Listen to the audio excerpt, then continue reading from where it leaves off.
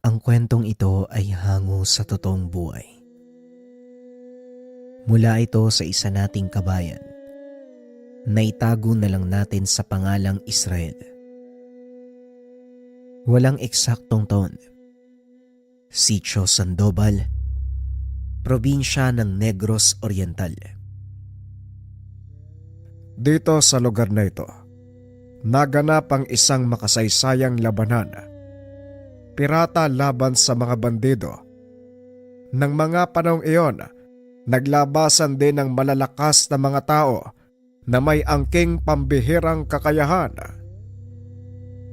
Wika ni Mang Karyon. Saan, Lolo? Dito sa pantalang to? Tanong ni Israel. Oo, Israel. Bagaman moderno na ang lahat sa ngayon, makikita mo pa rin ang mga bakas, pati na rin ang palatandaan na magpapatunay na totoong dito sila tumira. Ano naman po yung mga palatandaan, Lolo? Tignan mo sa gawing iyon, iho. Nakikita mo ba ang malaking rebulto? Yan si Delpin. O mas kilala sa tawag na Kadelpin. Siya ang kapitan del baryo sa lugar na ito. Ibig sabihin, dati ng pantalan ng Sitio Sandoval. Nasabi niyo rin po noon, mga piratang naninirahan sa lugar na to, di ba? Oo. 4 na malalakas na piratang nagtataglay ng kakaibang kakayahan. Nakatayo ang kanilang mga rebulto sa 4 na sulok ng sityo. Nakita mo na si Kadelpin dyan sa gawing silangan. Sa gawing kanlura naman ay si Eneos, sa ilaga ay si Nato, at sa tibog naman ay si Franco. Sila ho yung mga bayani, di ba? Yung palagi mong nababahagi sa akin noon. Teka, Lolo, bakit ang dami mong alam tungkol sa kanila? Sabihin na lang natin na po, tagahanga nila ako noong kabataan ko. Palagi din silang naibabahagi ng lolo ko eh. O siya, baka nag-aalala na ang tatay mo. Umuwi na tayo. Ito ang palaging binabahagi ni Tandang Karyon sa kanyang apong si Israel. Mali-mali na ang matanda, kaya naman sinasakyan na lang ito ng binata. Ngunit lingid sa kaalaman nito, totoo ang lahat ng kwento ni Mang Karyon. Si Israel mismo ang nakatuklas.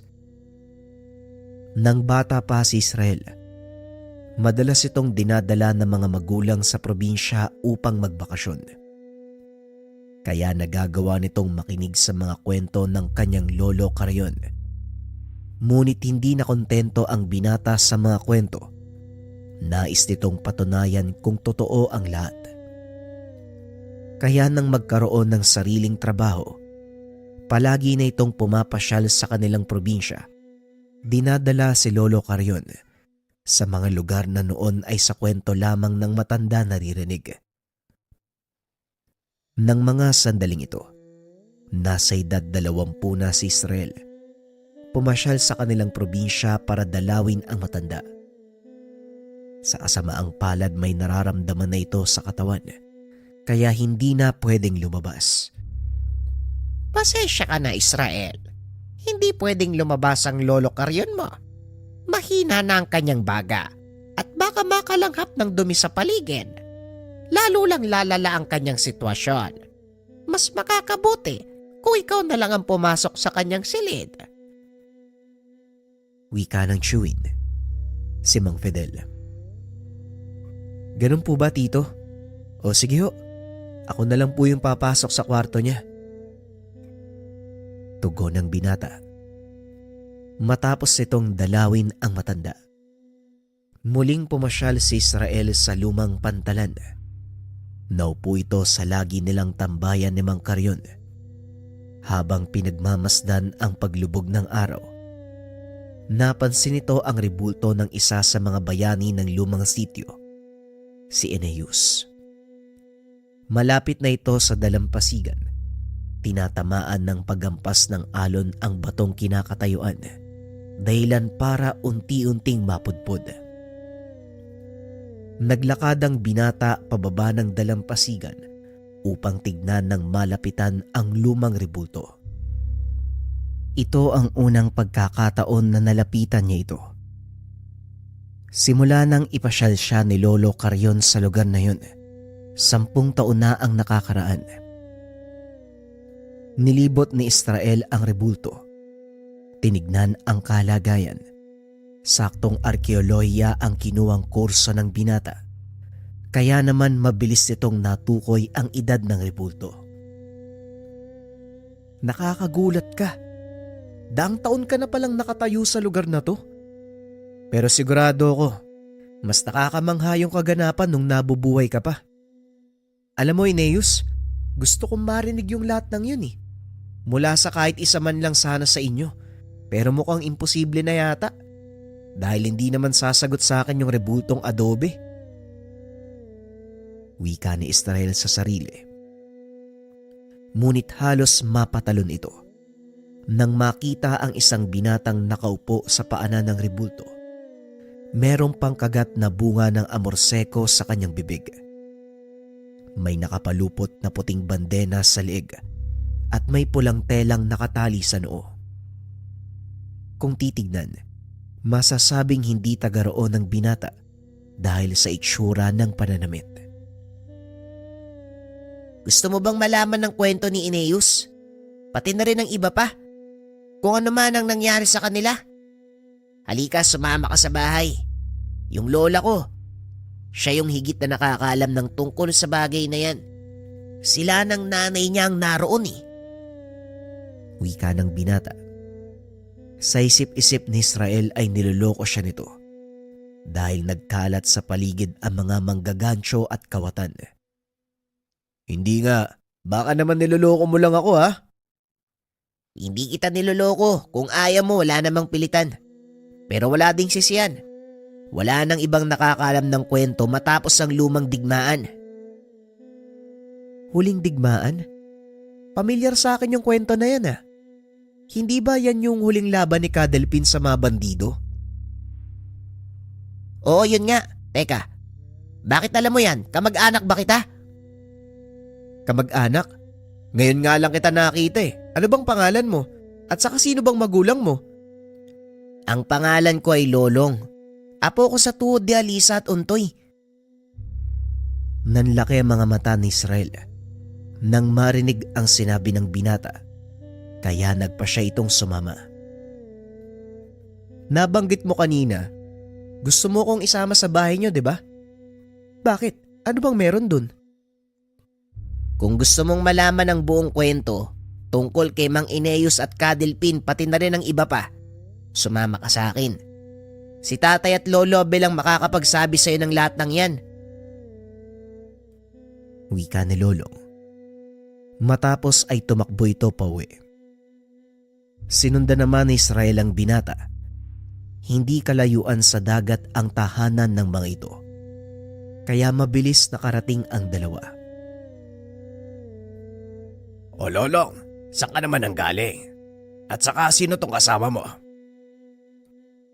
Tanong ni Mang Abel. Nilingon nito si Israel at tinanong.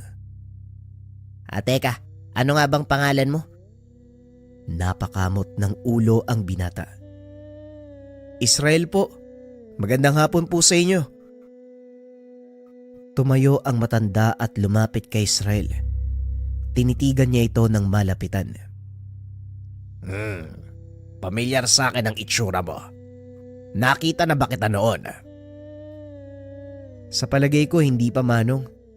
Pero apo ko ni Carrion, yung nakatira sa kabisera.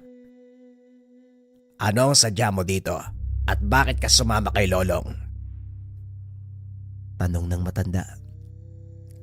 Sa pagkakataong iyon, si Lolong ang sumagot. Gusto niya pong malaman yung kwento tungkol sa pangkat nila Cadelpin.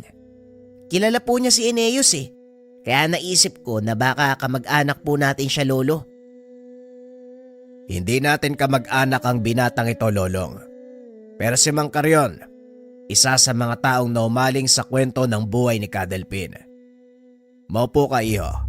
Lolong, ikuha mo ng maiinom ang ating bisita. Nga pala, Abel ang pangalan ko. Pwede mo akong tawaging Lolo Abel. Pasensya na po kayo sa abala, Lolo Abel ha. Pero totoo po yung sinabi ni Lolong. Medyo naiintriga ako sa kwento ng pangkat ni Kadelphin eh. Nabanggit din po ng apo nyo na apo daw siya sa tuhod ni Alisa sa ni Untoy. Totoo po ba? Oo, apo siya sa tuhod ni Lolo Untoy at Lola Alisa. Nagulat ang binata.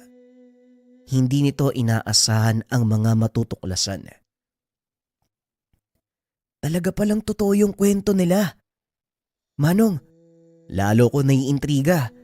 Maaari niyo bang ikwento sa akin kung anong nangyari matapos ng huling digmaan? Hindi ka ba hanapin sa inyo, iho? Sigurado nga hanapin ka ng mga tao sa bahay niyo. Ayos lang pong gabihin ako.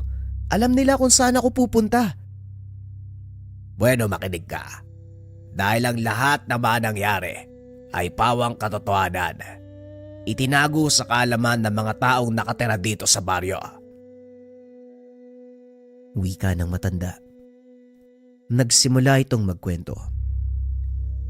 Ang mga sumusunod na tagpo, ito ang kaganapan bago tuluyang namatay ang mag-asawang Untoy at Alisa.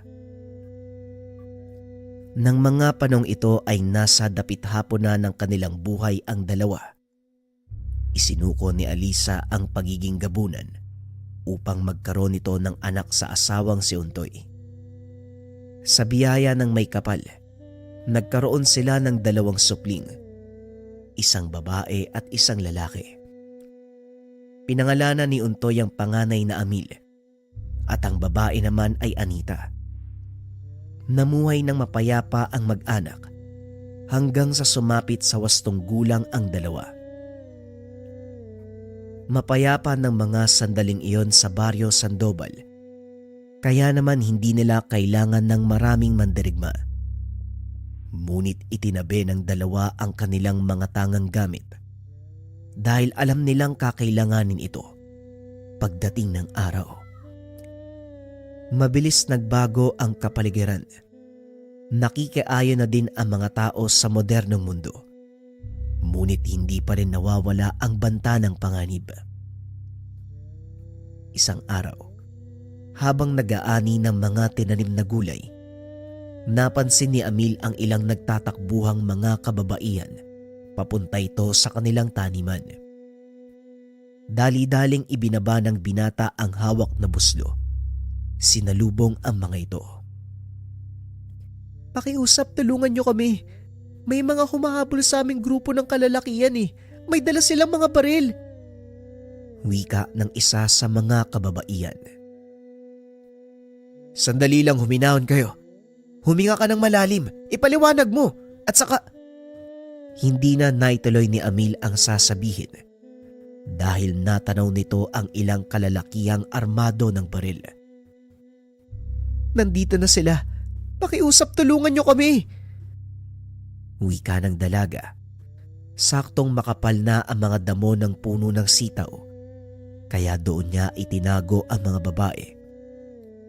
Maya-maya ay napadaan ang mga kalalakihan. Nagpatuloy lang sa ginagawa ang binata na parang walang alam sa nangyayari. May nakita ka bang dumaan ng pangkat ng kababaihan dito? Oho, nakita ko po sila. Pero hindi dito dumaan eh. Doon sa kabilang taniman. Tignan nyo, baka nagtatago sa mga damo. Salamat ha. O sige, mauna na kami. Wika ng lalaki.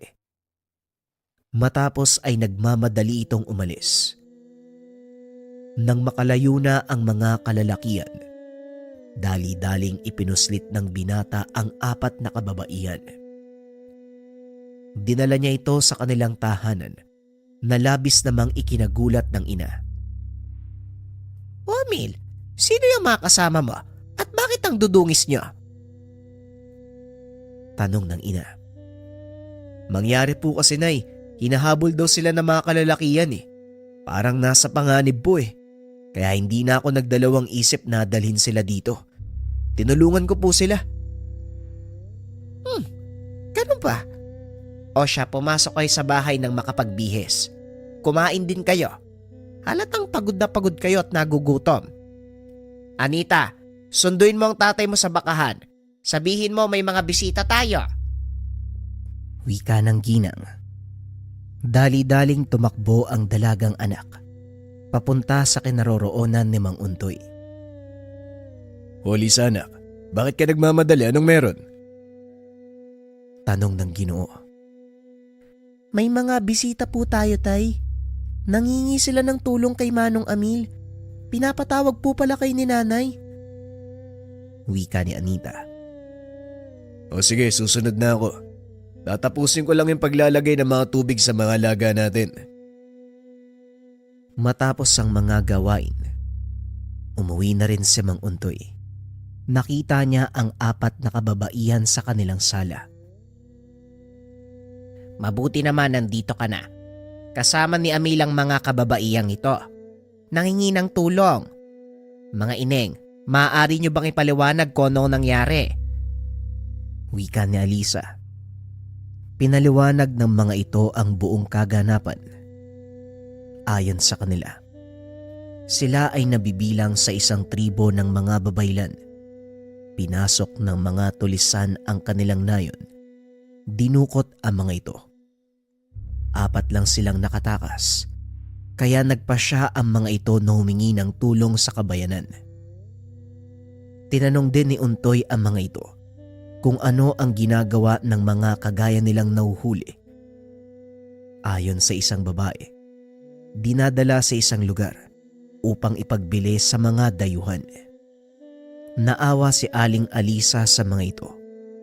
Kaso nga lang wala siyang magagawa kung hindi sasang-ayon si Mang Untoy.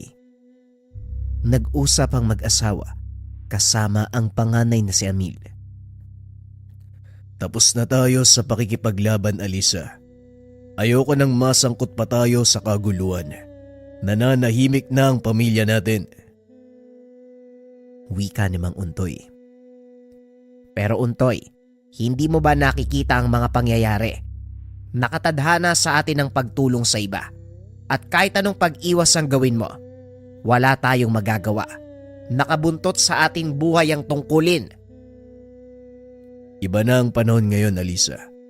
May mga anak na tayo at merong pinoprotekta ang buhay.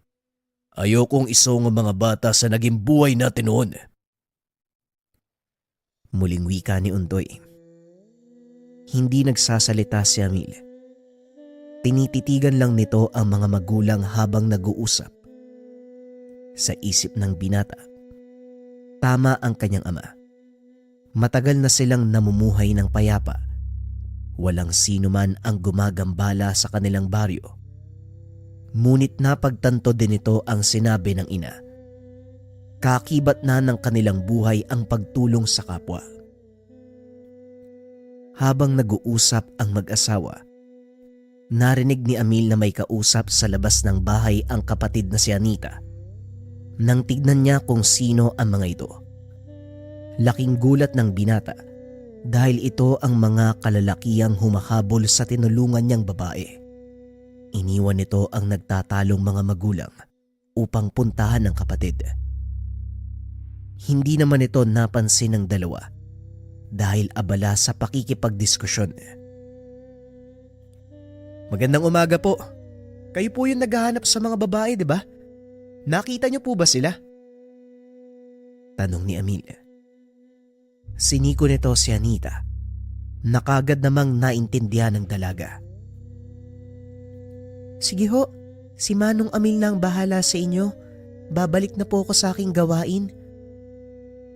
Tugon ni Anita. Hindi namin sila natagpuan. Pero may nakapagsabi, nakita ka nila eh. May kasamang 4 na babae. Pumasok sila sa bakuran nyo. Tugon ng lalaki. Napangiti si Amil at nagkamot ng ulo. Kanino po ba kayo nagtanong? Pasensya na ho kayo ha. Hindi naman sa sinasabi kong mahilig kayong magpaniwala. Pero kayo na po mismo ang patunay. Tumuloy po kayo. Tignan kung may makikita kayo mga babae sa loob ng bahay. Tara, pasok po kayo. Wika ni Amil. Sabay postura na parang pinapapasok ang mga kalalakian. Hindi na. Salamat na lang at pasensya sa abala. Kung sakaling may mapadaan dito, ipagbigay mo alam kagad sa bayan. Mapanganib ang mga babaeng yon. Gulo ang dala nila sa baryo kung sakaling mapadpad sila dito. Gulo? Pwede ko po bang malaman kung bakit ganun na lang yung kagustuhan nyo na mahuli ang mga sinasabi niyong babae? At saka, ano po bang itsura ng mga yun? Baka sakaling makita ko, di makilala ko kagad sila. Pilit kumukuha ng impormasyon ng binata para malaman ang totoong dahilan kung bakit hinahabol ng mga ito ang 4 na babae. Sila ay mga mag-aaral ng isang mambabarang sa kabilang nayon. Marami nang napinsala ang kanilang maestra. Ngunit nahuli na namin ito, kasama ang ilan pang mga kagaya nila. Sa kasamaang palad, nakapuslit ang 4 at sila ang nagpapakalat-kalat. Malamang nasa bayan eh. Mag-iingat kayo at sa oras na makita nyo sila, ipagbigay alam nyo sa mga tanod. Wika ng lalaki. Halata sa pananalita nito. Wala siyang alam na si Mang Untoy, ang kasalukuyang kapitan del baryo ng lugar. Matapos makipag-usap, kagad nang umalis ang mga kalalakian. Tiwala si Amil na hindi na babalik ang mga ito. Ngunit pagsapit ng gabi, habang naghahapunan, laking gulat ng binata dahil merong kumatok sa pintuan. Isa sa mga kagawad ng kanyang ama. Dali-dali namang tumayo ang binata upang pagbuksan ang pinto. Magandang gabi sa iyo, iyo. Maaari ko bang makausap si Kapitan Untoy? Tanong ni Mang Sebastian. Narinig ni Mang Untoy ang boses nito, kaya kagad siyang tumayo at hinarap ang kagawad. O Sebastian, gabi na. Anong problema? Pasensya na sa abala, Kapitan. Mangyari kasi, may mga kalalakihang nagpunta sa kabisera. Hinahanap daw nila ang 4 na kababaihan. Ganun ba? Ano daw ang dahilan? Hindi nila sinabi ang buong detalye, pero nag-aantay sila sa kabisera at ikaw ang gusto nilang makausap. Mukhang galit na rin ang mga yon, Kapitan. Natatakot na ang ilang residente dahil may dalang barel ang mga taong yon. Napatingin si Mang Untoy kay Alisa. Nakatitig lang ito ng masakit sa kanya. Ganun ba? O siya, sandali magbibihis lang ako . Susunod na ako, Sebastian, mauna ka na. Sabihin mo mga tanod, maganda sa posibleng kaguluhan. Wika ni Untoy sabay kuha ng kanyang damit. Akmang palabas na sana ng tahanan, ngunit hinarang ito ni Aling Alisa. Mukhang may nakakalimutan ka ata. Wika ng ginang. Nagulat ito nang bigla siyang halikan sa noo ni Mang Untoy. Hindi yan ang ibig kong sabihin. Kung hindi ito. Wika ng ginang. Sabay abot ng kamagong na baston ni Untoy. Sa palagay ko, hindi na kailangan dalhin pa yan, Alisa. Hindi naman ako makikipag-away sa kabisera. Kakausapin ko lang ang mga lalaki at kung sakali mang magkaroon ng hindi pagkakaunawaan, nariyan naman ang mga tanod para umawat. Hindi, Untoy. Gusto kong dalhin mo ito. Hindi ako nakikiusap. Inuutusan kita. Wika ni Alisa. Marahang hinawakan ni Untoy ang baston. Kinuha ito sa kamay ng asawa. Oo na, dadaling ko na nga. Sige na, alis na ako. Amil, ikaw na muna ang bahala dito habang nasa kabisera ako. Wika ni Mang Untoy. Tumango lang si Amil at nagpatuloy sa pagkain. Pagkatapos, pinuntahan nito ang mga kababaihan na itinago ni Aling Alisa sa maliit na kubo sa likod ng kanilang tahanan. Kakatapos lang kumain ng mga ito at kasalukuyang nagpapahinga. Pasensya na kayo sa istorbo pero may ilang katanungan lang ako at sana maging tapat kayo sa mga isasagot nyo. Wika ng binata. Tinanong nito ang pangalan ng mga kababaihan, ngunit isa lang ang nagsalita sa kanila. Ako na ang magsasalita para sa aming pangkat. Ang pangalan ko ay Limay. Wika ng isa sa mga babae. Kahit sino sa inyo, ang importante, masagot ang mga katanungan ko. Kaligtasan naming mag-anak ang nakasalalay dito. Gusto ko malaman ang katotohanan. Bakit gano'n na lang ang pagnanais ng mga grupo na mahuli kayo? Ano ba talagang kasalanan nyo sa kanila? Kagaya ng sinabi ko sa'yo, kami ay mga babay lang alabay. Pinasok ng mga kalalakiyang yun ang nayo namin. Hinuli ang lahat ng mga kasama ko, kasama ang aming guro. Kaming 4 lang ang nakaligtas. Nakausap ko mga kalalakiyang naghahanap sa inyo. Nagbigay sila ng babala. Mga mambabarang daw kayo eh. Totoo ba yun? Kaming mga babaylan, may kaalaman sa halos lahat ng karunungan ng kalikasan, lalong-lalo na sa barang, pero ginagamit namin yan sa panggagamot. Tugon ng dalaga. Naging maganda ang takbo ng usapan matapos nun. Hanggang sa nagawang paaminin ni Amil ang totoong dahilan kung bakit sila hinuhuli ng mga kalalakihan. Ang totoong dahilan kung bakit kami hinahabol ng mga kalalakihan dahil dito. Muling wika ng dalaga habang ipinapakita ang kanyang likod. Nagulat si Amil dahil may mga salitang nakaukit sa balat. Teka, ano naman ang mga yan? Bahagi ito ng isang makapangyarihang dasal na maaaring bumuhay ng patay. Nakuha na ng kanilang pinuno ang kasulatan, ngunit hindi magawang paganahin dahil nasa katawan ko ang isa sa mga pahina. Ang ilan sa mga nawawalang salita, kabisado na mga kasama ko. Ito ang dahilan kung bakit pinipilit naming makatakas. Dahil sa oras na mabuo ang dasal, malaking gulo ang mangyayari. Wika ni Limay. Sino ang taong naghahangad na makuha ang sinasabi mong dasal? Ang taong nagngangalang Amante. Isa siyang mangkukulam. Naglalayong buhay ng kanyang asawa.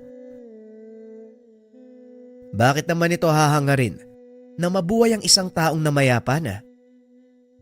Ang mag-asawang Amante at Crisalda, kilala bilang malakas na mangkukulam sa bayan na pinagmula namin. Isinumpa ng aming guru si Criselda dahil sa panggagambala niya sa mga tao. Ngunit kalaunan, hindi kinaya ng kanyang katawan ng sumpa. Tuluyan itong bumigay at namatay. Naniwala si Amante na nagpagala-gala lang sa paligid ng kaluluwa ng kanyang asawa, kaya gumawa ito ng paraan para ibalik.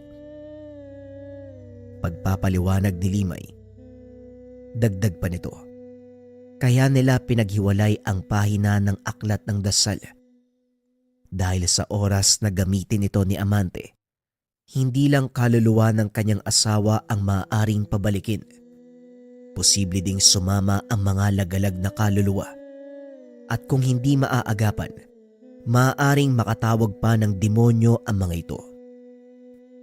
Samantala, sa panig naman ni Mang Untoy, nakikipag-usap ito sa mga kalalakihan na ikwento ang bersyon ng kanilang kwento. Ayon naman sa mga ito, ang 4 na kababaihang hinahabol nila, mga mambabarang na pumatay ng napakaraming kabataan sa kanilang lugar. Inaalay sa sinasabi nilang diwata. Nagpapakilalang manunugis ang mga ito at sinabing binayaran sila upang tugisin ang 4 na kababaihan. Kung ganon, delikado pala ang mga kababaihang ito. Sa ngayon, wala pa naman akong nakikitang kalintulad ng mga sinabi nyo. Pero sa oras na may malaman ako, ipagbibigay alam ko kagad. Wika ni Mang Untoy. Matapos ay nagpaalam na ito. Gabi na ng mga oras na yun, mag-isang naglakad sa daan. Alam niyang walang tiwala ang mga kalalakihan sa sinabi. Hindi rin malayo na masundan siya ng mga ito. Hindi nga nagkamali ang Ginoo. Dahil ilang metro bago siya makarating sa tahanan, naramdaman nito ang mga yabag sa kanyang likuran. Huminto sa paglalakad ang Ginoo. Lumingon para makita kung sino ang nakasunod. Ngunit sa kasamaang palad, bigla siyang dinamba ng isang hindi kilalang lalaki na siya namang malaking pagkakamali. Mahabang panahon na ang nakalipas nang muling makipaglaban si Mang Untoy. Ngunit nanatiling sariwa sa isipan nito ang lahat ng mga natutunan sa mga guro. Gamit ang dalang baston, pinalo nito sa ulo ang lalaki, dahilan para mawalan ng malay. Akmang lalapitan pa sana ito ng Ginoo, nang bigla namang lumabas ang isa pang lalaki. Inundayan ng sipa ni Mang Untoy. Naglabas ng itak ang lalaking iyon. Sinugod ang Ginoo. Ngunit laking gulat nito nang biglang may kamaong tumama sa kanyang muka. "Tatay, ayos ka lang ba? Hindi mapagkakatiwalaan ng mga taong nakausap mo sa kabisera. Ano man ang sinabi nila sa'yo, nagsisinungaling po sila." Yun din ang hinala ko. At alam kong kasama nila ang mga ito. Tugon ni Untoy. Siniguro na mag-ama na hindi makakaligtas ang dalawang lalaki. Tiyak na makakarating ang narinig ng mga ito sa kanilang pinuno. Inihulog nila Amil at Mang Untoy ang bangkay ng dalawang lalaki sa bangin. Malakas ang agos ng ilog sa baba nito, kaya paniguradong hindi makikita ang mga bangkay. Matapos ay dali-dali na silang umuwi. Pagdating sa tahanan, personal na kinausap ni Mang Untoy ang mga kababaihan. Pinaliwanag nito ang mga pangyayari. Matapos ang pakikipag-usap, bumuo ng plano si Mang Untoy upang mailayo sa panganib ang mga ito. Dadaling ko kayo sa kabilang isla. Makakasama niyo si Amil at Anita. Maganda ka na, Amil. Bukas sa bukas halis tayo. Paano po kayo ni nanay? Sa palagay ko, alam na mga kalaban na nagsisinungaling kayo. Malalagay kayo sa alanganin, tay. Alam mo kung ano ang kaya naming gawin ng iyong ina. Kaya wag mo kaming alalahanin, Amil. Iniaatang ko sa balikat mo ngayon ang kaligtasan ng mga kababaiyang ito. Nariyan naman si Anita upang tumulong. Ikaw na ang bahala sa kanya. Wika ni Mang Untoy. Bagaman nag-aalala, wala nang nagawa ang binata kung hindi sumunod sa pinag-uutos ng ama. Madaling araw pa lang ay nagsimula ng maganda ang binata. Isinakay nito ang mga kababaihan sa bangka. Itinawid sa karatig pulo. Anong meron sa lugar na pupuntahan natin, Amil? Nakakasiguro ka bang ligtas tayo doon? Paano ang mga magulang mo? Tanong ni Limay. Ang islang pupuntahan natin, dating kanlungan ng pangkat nila tatay. Doon nagtatago sina Delphine at ang mga kasama nito noong aktibo pa sila sa pamimirata. Wika ni Amelia. Teka, piratang mga magulang mo? Hindi ko pala naikwento sa'yo. Oo, parang gano'n na nga eh.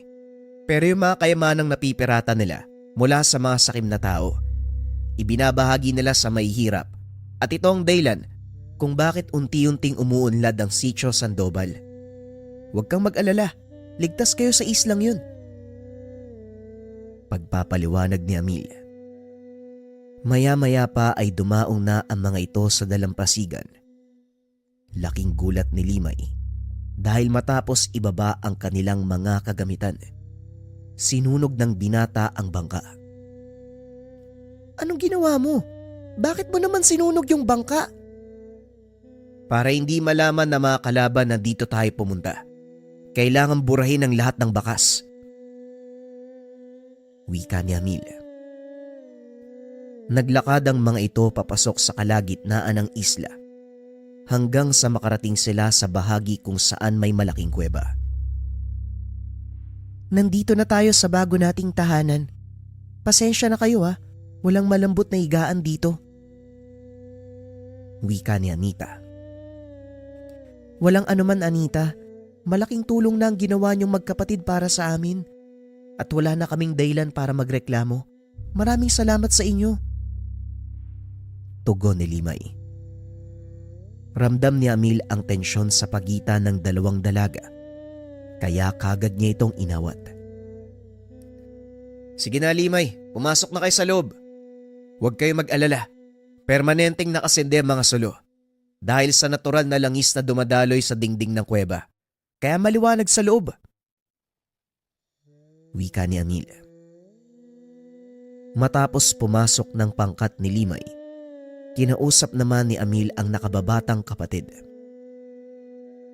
Nakakainis kasi si tatay eh. Bakit pati ako sinama eh? Wika ni Anita. Anita, alam mong tungkulin ng ating pamilya. Gaya ng sinabi ni tatay, tandaan mo, malaki ang tiwala sa atin ng mga kababaiyang yan. Ganon din ang mga magulang natin. Umaasa ako sa iyo, Anita. Alam ko ang kaya mong gawin. Tugon ni Amil. Kung hindi nyo na itatanong, si Anita ang nagmana ng likas na kakayahan ni Untoy. Ito ay ang pagmamanipula ng elemento ng apoy. Oo na, Manong. Sige na. Magluluto na ako ng pananghalian. Nagugutom na ako eh. Wika ng dalaga. Padabog itong pumasok sa yungib. Samantalang si Amil naman, nilibot ang paligid upang tignan kung aktibo pa ang mga patibong sa dating kuta ni Kadelvin. Maya-maya pa ay nakabalik na ito. Nakahinga ng maluwag dahil tahimik naman sa loob ng kuweba. Walang nangyaring iringan sa pagitan ni Anita at Limay. Yon ang akala ng binata. Dahil nang lapitan nito ang kapatid, napansin niya ang bukol sa noo ng dalaga. Ganon din ang kay Limay. Anita, Limay, anong nangyari dito? Bakit may bukol kayo? Nadulas kasi ko. Sinaloko ni Anita. Kaya nagkaumpugan kami. Di ba, Anita? Di ba mga kasama? Wika ni Limay. Oo, tama ang sinabi ni Limay. Paano kasi, mangmang eh. Hindi tinitignan yung daanan. Wika ni Anita. Pasensya ka na, Anita. May kung sino kasing naglagay ng kawali sa gitna ng daan. Hindi ko na malayan. Naapakan ko tuloy. Muling wika ni Limay. Kung ganun sinasabi mo ako'y may kasalanan, ano bang gusto mo? Ano, doon tayo sa labas? Wika ni Anita. Napakamot na lang ng ulo si Amil. Tinitigan ang kapatid. Biglang nanigas ang katawan nito at napaupo. Dahil sa presensya ng binata, napatras din si Limay. Nang maramdaman nito ang hindi pangkaraniwang lakas ng binata. Kung hindi nyo na itatanong, si Amil naman ang nagmana ng kakayahan ng kanilang inang si Alisa.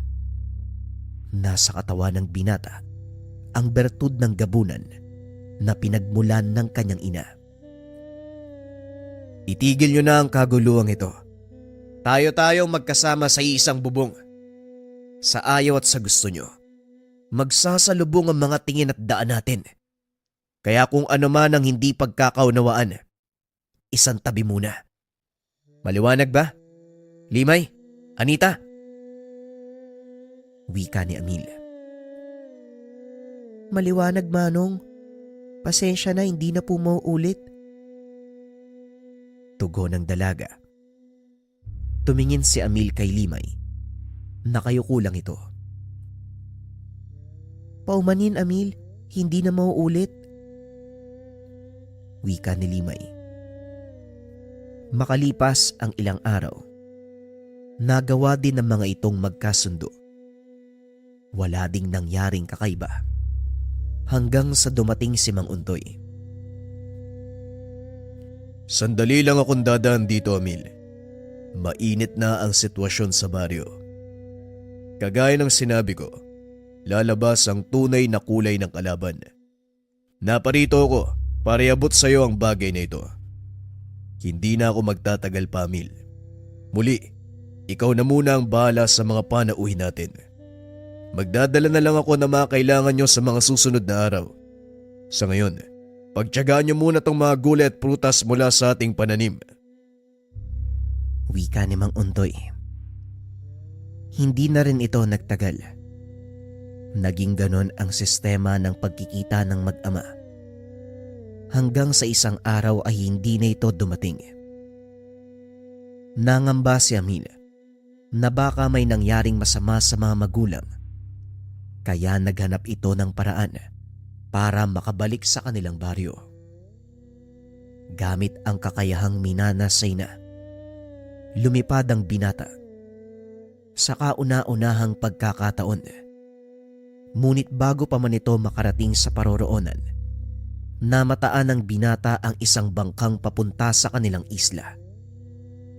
Gabi na ng mga sandaling iyon, bahagyang bumaba si Amil para makita kung sino ang lula ng bangka. Nanlaki ang mga mata dahil mga armadong kalalakihan ang nakasakay. Dali-daling bumalik ang binata sa isla, binalaan ang mga kasama. Sa palagay ko, hindi na natin kailangan umalis sa kinaroroonan natin, Manong. Protektado ng mga patibong ang paligid ng kuweba. Sa dalampasigan pa lang, kung hindi mag-iingat ang mga papasok, siguradong mamamatay sila. Wika ni Anita. Tama ka. Pero sikapin pa rin nating huwag tayong magpakita sa mga taong paparating. Delikado. May mga dala silang baril. Hindi ko alam kung kaya ba nating sagupain ang mga yon. Magtiwala ka sa kakayahan mo, Manong. Ikaw tong nagmana ng dugo ni nanay. Sayang naman ang pagiging gabunan mo kung hindi mo rin gagamitin. Ako nga, bala ko munang makipaglaro sa kanila eh. Basta mag-iingat ka. Sige na, babalik na ako sa dalampasigan para salubungin sila. Pagdating nito sa dalampasigan, saktong nakadaong na ang bangka. Naganda na din ang mga kalalakihan para maglakad papasok sa isla. Tumigil kayo. Hanggang dyan lang kayo. Wika ni Amelia. Nagulat ang mga kalalakihan nang makita si Amil na nakatayo sa kanilang harapan. Walang pagdadalawang isip na pinaputukan ng mga ito ang binata. Kaso nga lang walang epekto ang kanilang mga bala sa malakas na pangontra ni Amil. Sinugod niya ang mga ito. Pinagsusuntok. Akmang babalik na sana sa bangka ang ilan nang bigla itong matupok. Sa tingin nyo, makakalis pa kayo ng buhay sa islang to? Diyan kayo nagkakamali. Wika ni Anita. Walang natirang buhay sa mga kalalakihan, kaya naman nakampante ang mga ito na hindi na babalik pa ang mga kalaban. Ilang araw ang lumipas. Dumating si Mang Untoy kasama si Aling Alisa. Anong nangyari sa inyo, Tay? Bakit may sugat kayo? Hindi namin kinaya ang puwersa ng mga kalaban. Masyadong malakas ang amante na yon. Maliban pa doon, mukhang kakampi nila ang guro nyo, Limay. Nakita kong may kasama silang babaylan nang sumugod sa baryo. Wika ni Aling Alisa. Hindi maaari ang sinasabi nyo. Pasensya na po, Aling Alisa. Pero hindi ako naniniwala na gagawin nyo ng aking guro. Tugon ni Limay.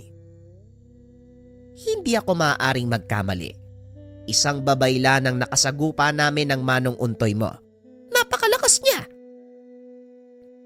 Wika ni Aling Alisa. Maaari niyo po bang ipaliwanag sa akin ang nakita niyo, Aling Alisa? Matandang matangkad. Mahaba ang buhok. Puno ng tattoo ang braso. May hawak na tungkod na Nagawa sa itim na kahoy. Biglang nanlumo si Limay dahil tama ang pagpapaliwanag ni Aling Alisa. Maaring napilitan lang siyang umanib sa pangkat ni Amante. Kailanman, hindi magagawang talikuran ni Tandang Biyang ang adikain namin. Maaring tama ka at yan ang gusto kong malaman. Sa ngayon, kailangan muna nating bumawi ng lakas. Masyadong napagod ang katawan ko sa pakikibagbuno sa mga yon. Mahabang panahon na din, simula nang huli ako makipaglaban. Wika ni Mang Untoy. Hindi ko na rin nagagamit ang aking kakayahan sa mahabang panahon. Kaya medyo nangangalawang na ako. Pasensya na kayo mga bata. Matanda ng mga kasama nyo.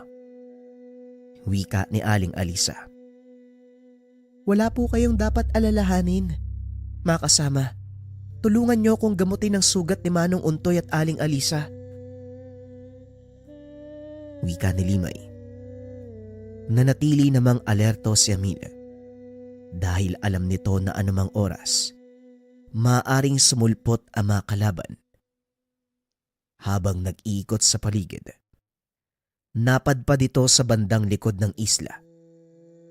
Laking gulat ng binata dahil naroon ang maalamat na galyon ni Cadelfin. Sira-sira na ito, nakasadsad sa buhanginan, ngunit makikita pa rin ang taglay na ganda. Nagulat si Amil nang biglang magsalita ang ama sa likod. Marami kaming pinagsamahan ng galyon na yan. Lahat ng alaala ni Cadelpin, Mang Ineus, Mang Nato at Kapranco, nakadikit sa bawat bahagi ng galyon. Kaya nagpa siya kung wag itong palubugin sa dagat. Hanggang ngayon, buhay pa rin ang mga kanyon. Parang bago pa oh. Teka, may naisip ako tay kung sasang-ayon ka. Huwag ka nang magsalita dahil alam ko na ang takbo ng utak mong bata ka. Oo, pumapayag ako. Sa katunayan, ito rin ang dahilan kung bakit tayo naparito. Gagamitin natin ang mga kanyon upang pigilan sila. Kahit papano, mababawasan ang puwersa ng kalaban kung sakaling sumalakay sila sa islang ito. Wika ni Amelia. Sinang-ayun na naman ng ama ang sinabi nito. Kaya kagad ginawa ang pinaplano. Isa-isang ibinaba ang mga kanyon. Inilagay sa dalampasigan. Kahit papano marami pang natirang bala sa loob ng galyon. Kaya alam ni Amil na gagana ang binabalak. Sasapat na siguro ang mga perdegones na yan. Aantay na lang natin ang pagdating nila. Wika ni Mang Untoy. Matapos isagawa ang plano, bumalik ang dalawa sa yungib upang balaan ang mga kasama sa kanilang binabalak. Mag-iingat kayo, Amil. At ikaw naman, Untoy. Huwag ka nang makipagsagupaan ng harapan sa mga kalaban. Hindi na gaya ng dati ang pangangatawan mo. Hindi ka na bata. Wika ni Aling Alisa. Nagsalita ang nalagas na aswang. Ikaw din, huwag ka nang lalabas ng yungib na ito. Baka mabali pa ang balakang mo. Bagyang natawa si Limay sa bangayan ng mag-asawa. Hindi nito akalain. Napakasayang pamilya meron si Amil at Anita. Alam mo, Amil, pinagsisisihan ko yung paghingi ng tulong sa'yo. Nasira ko yung katahimikan nyo eh. Dahil sa akin, napahamak ang mga magulang mo, maging ang buong baryo. Wika ni Limay. Tama ka. Nagkagulo nga ang buong baryo. Napahamak si nanay at tatay. Pero ayos lang yun. Sanay na ang sitio Sandoval sa ganito. Lalo na, si nanay at tatay, nakalimutan mo bang mga pirata sila? Tugon ni Amina. Kahit na, hindi naman dapat tumantong sa ganito ang lahat eh. Kung hindi lang dahil sa amin, kaya siguro mas mabuti pang sumuko na lang kami. Wika ni Limay. Nasisiraan ka na ba ng bait? Susuko kayo? Sa kabila ng pinagdaanan natin, ganun na lang yun? Limay, nakipaglaban ng mga magulang ko para sa kaligtasan nyo. Kaya sana, huwag mong sayangin ang sakripisyo nila. Tugon ni Amelia. Sa kalagitnaan ng pag-uusap, narinig nito ang sigaw ni Anita na nagbabantay sa dalampasigan. Napalingon ng binata, natanaw ang ilang bangkang paparating. Magsipaganda na kayo. Ito na ang inaantay natin. Wika ni Mang Untoy. Sinindihan ng binata ang mga sulo na nakatapat sa bawat kanyon. Pinaputok ang mga ito. Tinamaan ang ilang bangka, ngunit may mga nakaligtas. Isa sa mga ito, ang bangka kung saan lulan ang pinuno ng mga kalaban at ang guro nila Limay, si Tandang Biyang. Hindi nga po kayo nagkamali. Bakit naman to ginawa ni Gurong Biyang? Wika ni Limay. Dali-dali itong tumakbo para salubungin ang mga kalaban. Hindi na nagawang pigilan ng binata ang dalaga dahil sa bilis ng pagkilos nito. Nakita ni Anita na nag-angat ng tungkod ang matanda upang magbitaw ng orasyon. Kaya dali-dali itong nagpakawala ng mga bolang apoy. Nagpalit ng anyo si Amil. Sinugod ang mga kalaban. Sa pagkakataong iyon, hindi na pinigilan ng mag-asawa ang mga anak. Maging ang mga kalaban, hindi inasahan ang madadatnan. Wala silang kaalam-alam sa mga kakayahan ng dalawang anak ni Mang Untoy. Nasurpresa ako sa kakayahan nyo. Talagang ang totoo ang sinabi sa akin ng mga taong napagtanungan tungkol sa inyo. Isang lagalab, isang gabunan. Magiging masaya to. Sisiguraduhin ko. Pagkatapos ng labang to, kukolektahin ko ang inyong mga kaluluwa para ialay sa aking Panginoon. Wika ni Amante. Hayaan mong ako ang humarap sa kanila, Amante. Sayang lang ang pagod sa mga may hinang nilalang. Wika ni Tandang Biyang.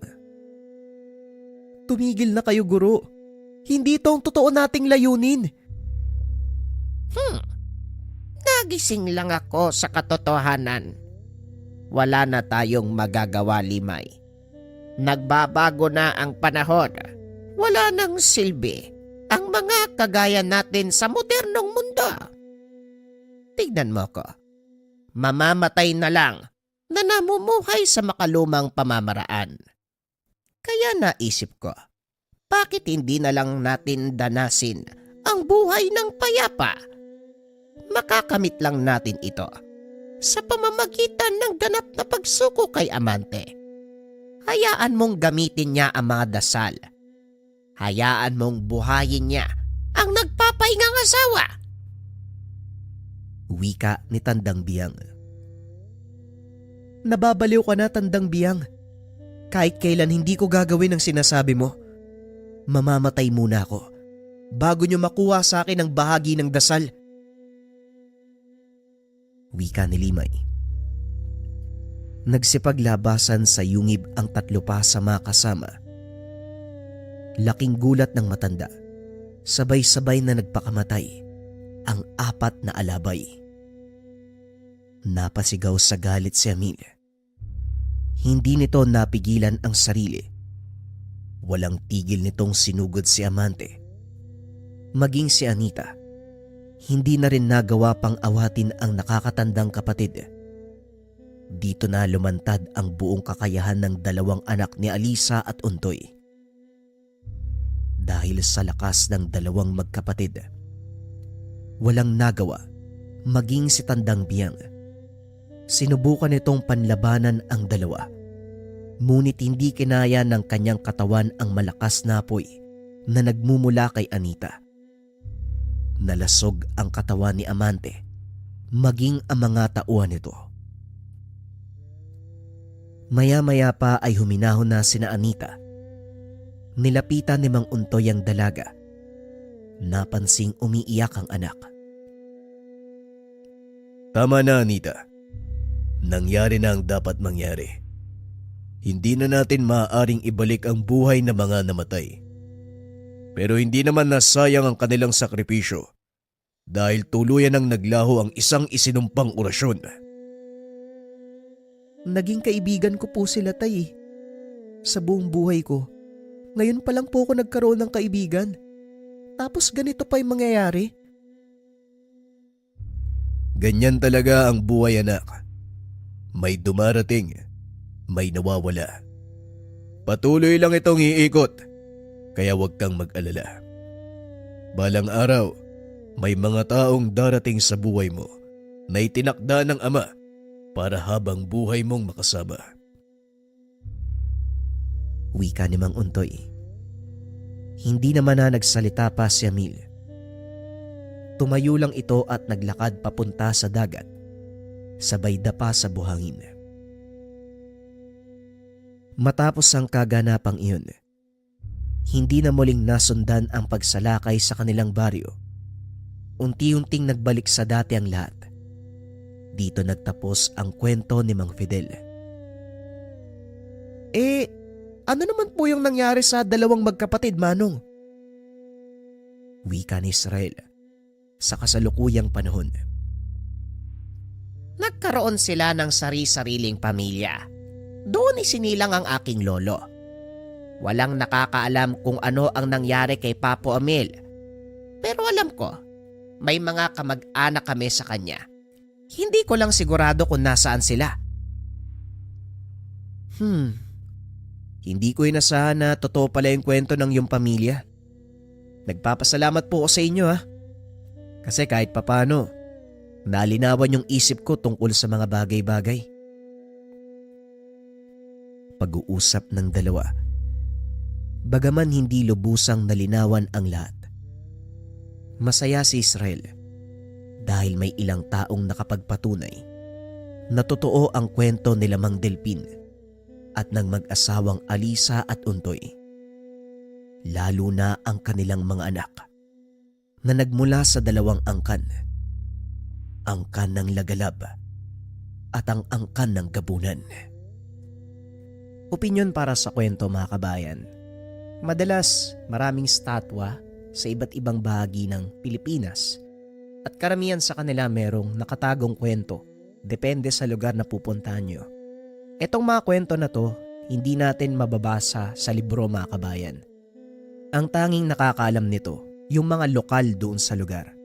Naalala ko minsan nag-hiking kami. Doon sa taas ng bundok, merong statwa ng bata, tapos meron siyang hawak na punyal. Ang sabi ng lokal doon, yung bata na yon bayani ng baryo nila. Siya ay nagsimula para lumaban yung mga lokal sa lugar. Pinagmamalupitan sila ng mga mananakop noon Gamit na din syempre yung lihim na karunungan. Yung bata daw na yun, siya yung unang nagtaas ng sandata laban sa pinuno ng kalaban. Pagdaan ng pinuno ng kalaban, sinaksak niya yung pinuno gamit yung punyal. Bagamat hindi namatay yung pinuno, pero pagkatapos ang kaganapan na yun, pinarusahan ng kamatayan yung bata Doon na nag-alab yung puso ng mga tao na mag-aklas at lumaban sa mga mananakop. Kaya naman, mga kabayan, maganda, libutin niyo muna yung Pilipinas, yung lugar natin. Magtanong kayo sa mga rebulto, statwa na nakikita ninyo kapag nagta-travel. Huwag lang basta i-enjoy ang lugar kasi bawat lugar merong nakatagong kwento at ito'y nakaugat sa ating kasaysayan.